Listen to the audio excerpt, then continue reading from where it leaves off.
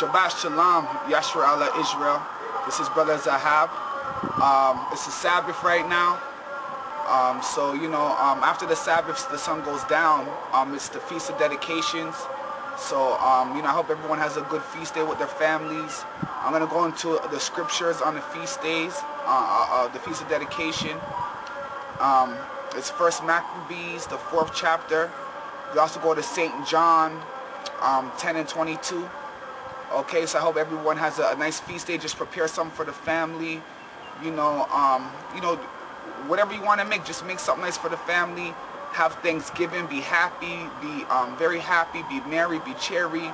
Everyone be happy, praise the Most High. Keep praising Him in the name of AHAYAH. And I hope everyone has a blessed Feast of Dedications. Okay, Shalom. Shalom Israel, this is Sister CANA, and we just want to say all glory and praise to AHAYAH. We're on the Sabbath day, and we are starting our feast for the Feast of Dedication, which starts tomorrow, Saturday, sundown. And so we just wanted to invite you all. We're about to eat dinner. We made, tried to make a feast unto the Most High AHAYAH. So we made some lasagna, we made some cabbage, vegetables, we made some curry goat, and some rice and things. So we're going to have a feast to AHAYAH, and we try to just praise the Most High and give Him all glory and praise, and say Happy Feast of Dedication, everybody. Happy Feast of Dedication. Okay. You want to eat, so get out of here. Right. We're going to come back and go into Shalom, Israel. Shalom. Shalom, say shalom. Shalom. We just had a communion. Now we're going to go into some scriptures on the Feast of Dedications. Okay, so I'm just gonna read it through. Okay, this is why we celebrate the Feast of Dedications. We're in 1 Maccabees, the 4th chapter, and I'm going to start the first verse and just read it through. Okay? You there? You got it? Okay. Then took Gorgias 5,000 footmen and 1,000 of the best horsemen, and removed out the camp by night, to the end he might rush in upon the camp of the Jews, and smite them suddenly. And the men of the fortress were his guides. Now when Judas heard thereof, he himself removed, and the valiant man with him, that he might smite the king's army which was at Emmaus, while as yet the forces were dispersed from the camp. In the mean season came Gorgias by night unto the camp of Judas, and when he found no man there, he sought them in the mountain, for, said he, these fellows flee from us. But as soon as it was day, Judas shewed himself in the plain with 3,000 men, who nevertheless had neither armor nor swords to their minds. And they saw the camp of the heathen, that it was strong and well harnessed, and compassed round about with horsemen, and these were expert of war. Then said Judas to them that were with him, fear ye not their multitude, neither be ye afraid of their assault.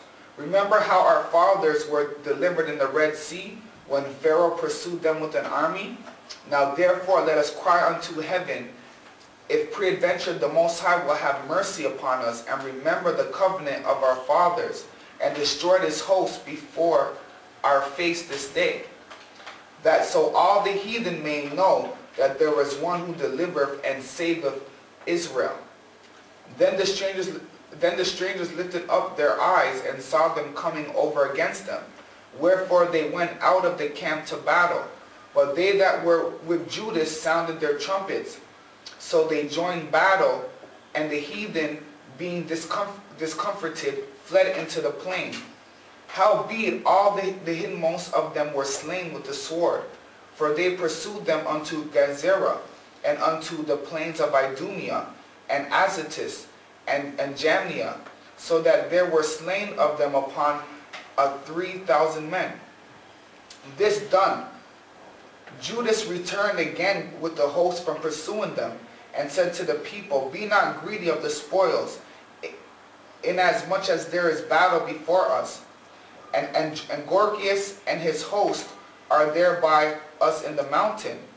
But stand ye now against our enemies, and overcome them. And after this ye may boldly take the spoils. As Judas was yet speaking these words, there appeared a part of them looking out of the mountain, who when they perceived that the Jews had put their host to fight, and were burning the tents, for the smoke that was seen declared what was done. Wherefore, when therefore they perceived these things, they were sore afraid, and seeing also the host of Judas in the plain ready to fight. These fled every one in the land of strangers. Then Judas returned to spoil the tents, where they got much gold, and silver, and blue silk, and purple of the sea, and great riches. After this they went home, and sung a song of thanksgiving, and praised the Most High in heaven, because it is good, because his mercy endureth forever. Thus Israel had a great deliverance that day. Now all the strangers that had escaped came and told Lysias what had happened. Who, when he heard thereof, was confounded and discouraged, because neither such things as he would were done unto Israel, nor such things as the king commanded him were come to pass. The next year, therefore, following Lysias, gathered together 70,000 choice men of foot, and 5,000 horsemen, that he might subdue them. So they came into Idumea, and pitched their tents at Beersheba, and Judas met them with 10,000 men. And when he saw that mighty army, he prayed and said, Blessed art thou, O Savior of Israel, who didst quell the violence of the mighty man by the hand of the servant David, who gave us the host of strangers into the hand of Jonathan the son of Saul, and his armor-bearer. Shut up this army in the hand of thy people Israel, and let them be confounded in their power and horsemen. Make them to be of no courage, and cause the boldness of their strength to fall away, and let them quake at their destruction. Cast them down with the sword of them that love thee, and let all those that know thy name praise thee with thanksgiving.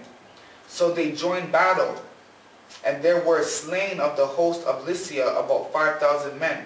Even before them were they slain.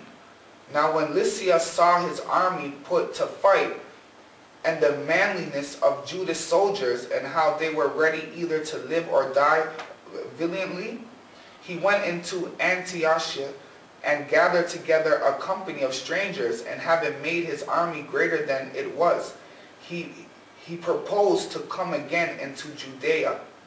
Then said Judas and his brethren, Behold, our enemies are discomfited.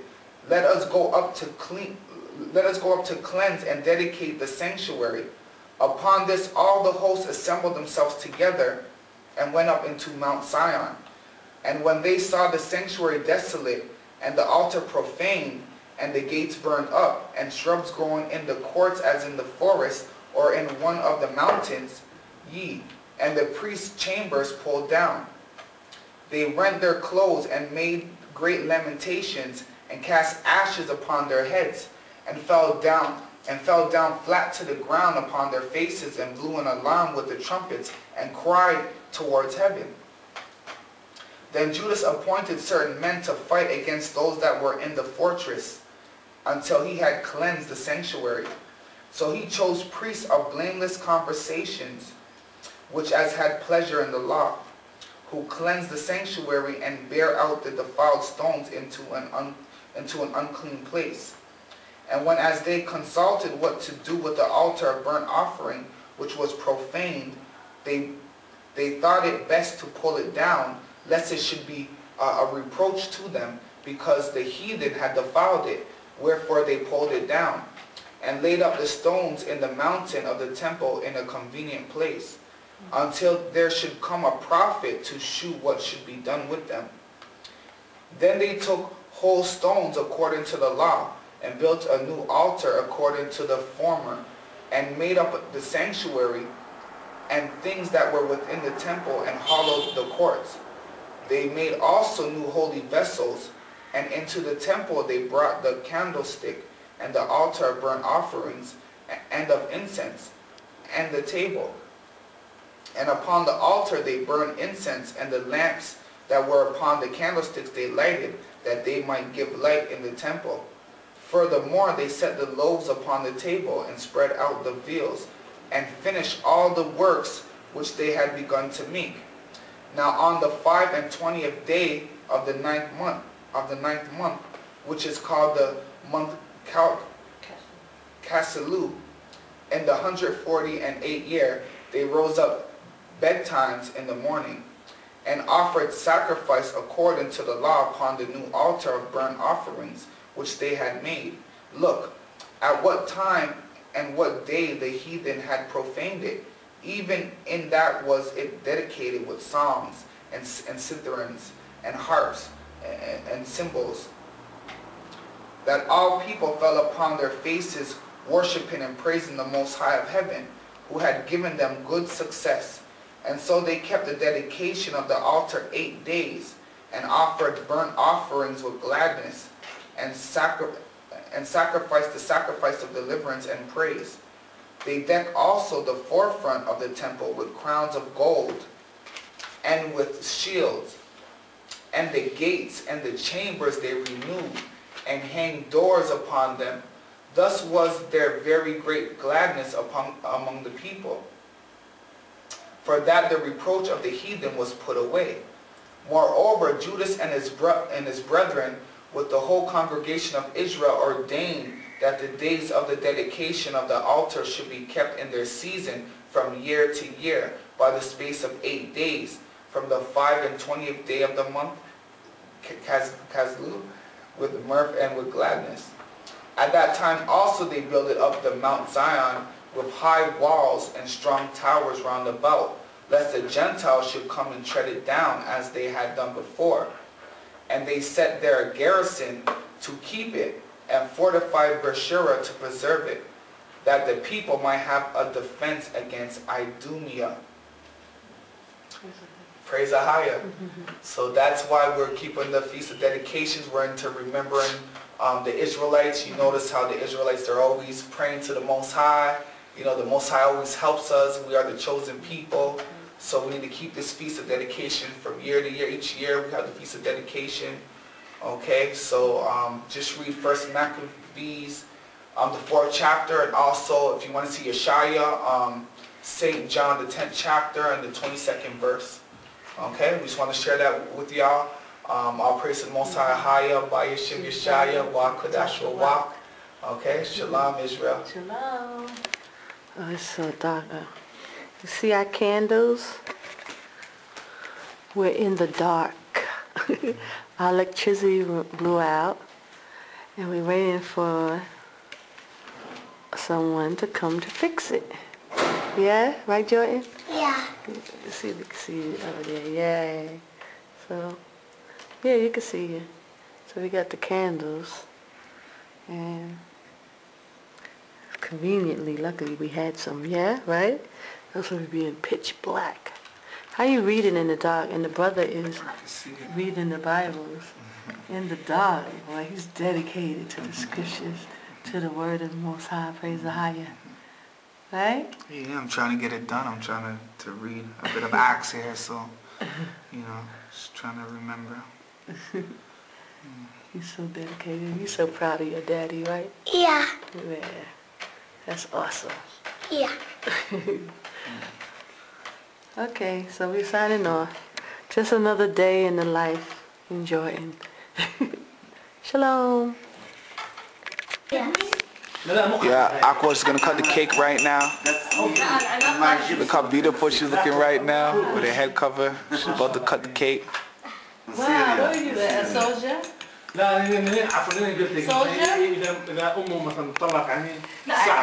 She got the first cut, she's cutting it. I think we're going to get the Feast of Dedication. Who's gonna get the first slice of the pyramid cake? Jordan, of course.